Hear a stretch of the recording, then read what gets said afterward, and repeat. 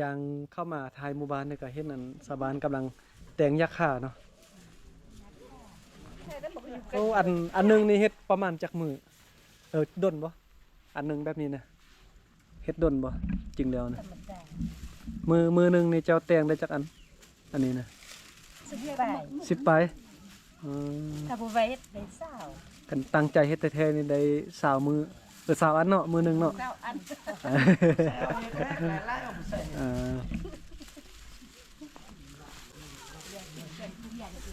ปิ่นนะพวกนึกมาถูกตัวจริงๆนี่ปิ่นมาเบิ่งสาบานเพิ่นเฮ็ดยักษ์ข่าเนาะเพิ่นว่าเฮ็ดมือนึงนี่ได้ประมาณ10อันถ้าว่าตั้งใจเฮ็ดแท้ๆนี่ได้ประมาณ20อันเนาะเฮ็ดยักษ์ข่าไว้มุงแดดมุงฝนนะวิธีการแต่งนะติดแล้ตัวนี้นะยืดง่ายได้ยากเนาะยากมากโอ้ไม่เท่าเฮ็ดใบแต่เป็นวิธีตอกมาเป็นลักษณะแบบนี้การไผ่ยักษ์ขาเนาะเราเป็นเท่าไหร่กันเปลี่ยนชื่อเป็นไผ่ยักษ์ขากับประมาณนี้เนาะ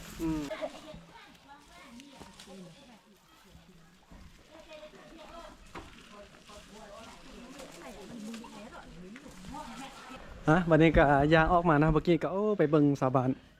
ไผ่ยักษ์ขาเป็นภาพบรรยากาศที่เบิ่งได้ยากเนาะอีกอย่างหมู่บ้านนี้ก็งามเนาะเรื่องวิวธรรมชาติอยู่บ้านนี้งามเบาลังในมักเนาะเบิ่งเหือนซานบ้านซอกอยู่นี่ป้าแต่งเหรียญแถวกันไปแบบนี้เลยแต่ว่าหลังจากยางแล้วก็เก็บภาพให้เบิ่งนำกันเลย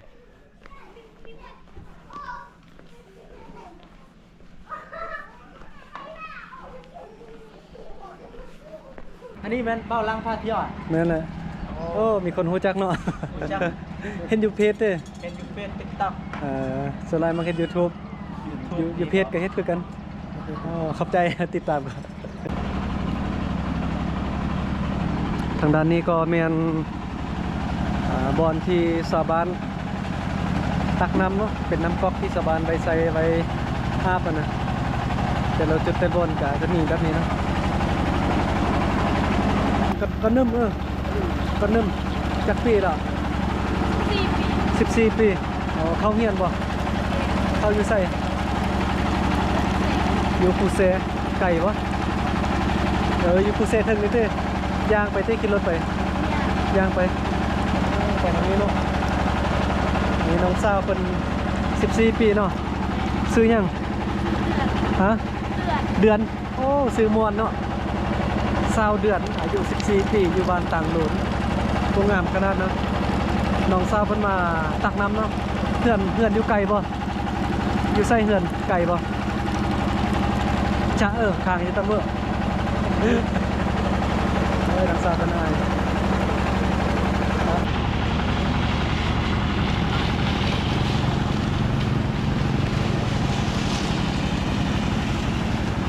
โอ้งามในหมู่บ้านนี้เบิ่งซากลังนี่เป็นหน่วยผู้มาเนาะ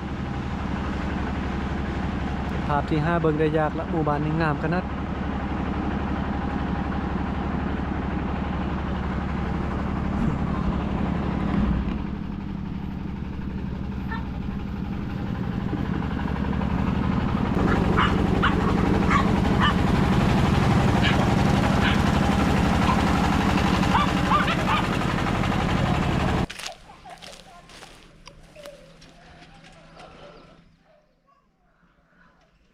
นี่ก็เป็นภาพบรรยากาศเนาะยามแลงอยู่ที่หมู่บ้านต่างโลนเมืองหุนแขวงอุดมไซเนาะอยู่ทางภาคเหนือของประเทศลาวเป็นหมู่บ้านหนึ่งเนาะที่ว่าอยู่กลางป่ากลางดอยเนาะอยู่ห่างไกลจากตัวเมืองหลายกิโลเฮาขี่รถออกจากตัวเมืองหุนมาฮอดหมู่บ้านแห่งนี้นี่ใช้เวลาประมาณเกือบฮอด2 ชั่วโมงเนาะอีกอย่างเส้นทางก็เป็นเส้นทางดินแดงเนาะเส้นทางบ่ค่อยดีปานใดถ้าว่ามาช่วงฤดูแล้งเป็นเมกามาได้อยู่แต่ว่าถ้ามาช่วงฤดูฝนนี่เส้นทางที่จะมาบ้านนี้จะค่อนข้างลำบากพอสมควรเนาะเพราะว่าเป็นเส้นทางดินแดงแต่ว่าถึงว่าจะอยู่ไกลจากตัวเมืองเนาะแต่หมู่บ้านนี้ก็มีไฟฟ้าใช้มีน้ำสะดวกสบาย ชาวบ้านอยู่นี่ก็อาชีพหลักก็ส่วนหลายจะเฮ็ดเป็นให้ข้าวนะส่วนหลายแล้วก็ปลูกพืชเลี้ยงสัตว์แบบนี้ถึงว่าจะอยู่ดอยแต่ก็มีรายได้มีอาชีพที่มั่นคงเนาะรายจ่ายมีน้อยกว่ารายรับเนาะมีรายรับหลายกว่ารายจ่ายเป็นการใช้ชีวิตดำรงชีวิตแบบเรียบง่ายเนาะบ่ยุ่งยากบ่วุ่นวายคือสังคมในเมืองบรรยากาศตอนแลงชาวบ้านก็จะพากันดังไฟนึ่งข้าวครัวกินพาฟื้นบางคนก็ตักน้ำเนาะแบ่งหน้าที่ของแต่ละคนเนาะเฮ็ดเวียกตามหน้าที่ของตัวเองช่วยเหลือกันบ่ว่าจะเป็นเด็กน้อยหรือว่าผู้ใหญ่ผู้เฒ่าผู้แก่เนาะก็เฮ็ดเวียกตามความสามารถของตัวเองหมู่บ้านนี้ก็ยังมีการไผ่หญ้าคาเนาะซึ่งว่าหญ้าคานี่ก็เอาไว้สำหรับการไปมุงแดดมุงฝนเนาะเฮ็ดมุงแดดมุงฝนอยู่เที่ยงไฮบ่อยู่สวนแบบนี้นะเขาเจ้าก็จะแต่งเพราะว่าการใส่หญ้าคาในการมุงแดดมุงฝนนี่มันจะบ่ร้อนเนาะตอนช่วยนะแต่ว่าเรื่องฝนนี่ก็กันฝนได้ดีอยู่ตอนช่วยก็บ่ร้อนเนาะเฮ็ดให้ภายในตู้ภายในเรือนที่มุงด้วยหญ้าคาจะเย็นกว่าสังกะสีเนาะก็ถือว่าเป็นการใส่ภูมิปัญญาความสามารถเนาะใส่ใบหญ้าคานี้มามุงแดดมุงฝนได้เป็นความสามารถเป็นภูมิปัญญาของชาวบ้านเพิ่นซึ่งว่าชาวบ้านนี่ก็เป็นเอกลักษณ์เนาะยังรักษาวัฒนธรรมฮีตของแบบดังเดิมอยู่บางครอบครัวก็ถือศาสนาพี่เนาะแต่ว่าถ้าเป็นชนเผ่าลาลุมเฮาอยู่ต่อหน้าเฮือนนี้จะมีศาลพระภูมิแต่ว่าชนเผ่ากะมุเฮาเขาเจ้านับถือศาสนาพี่แล้วก็แต่งเป็นไม้สร้างไม้ไผ่แบบนั้นนะตั้งขึ้นอยู่หน้าเฮือนนะก็ตามแต่ละฮีตของความเชื่อถือนี่ก็เป็นภาพบรรยากาศตอนแรกก็ว่ามาเก็บภาพให้พ่อแม่พี่น้องเนาะได้เบิ่งได้ชมนำกัน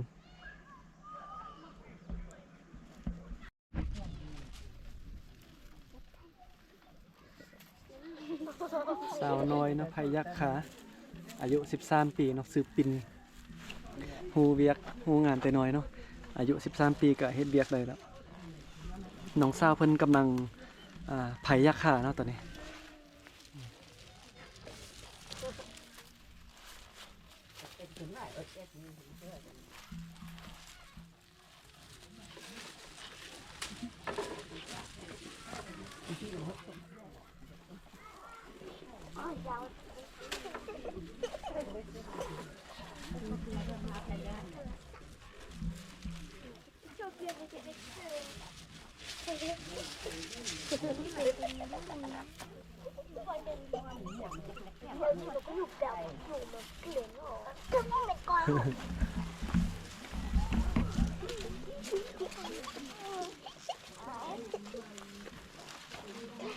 จังกับแหล่เลยกินแต่เรียบเคยแหล่หุ่นดานะกูดเป็นไหน โอ้เบิ่งคือว่าง่ายเฮ็ดยากเด้ หมวดนะ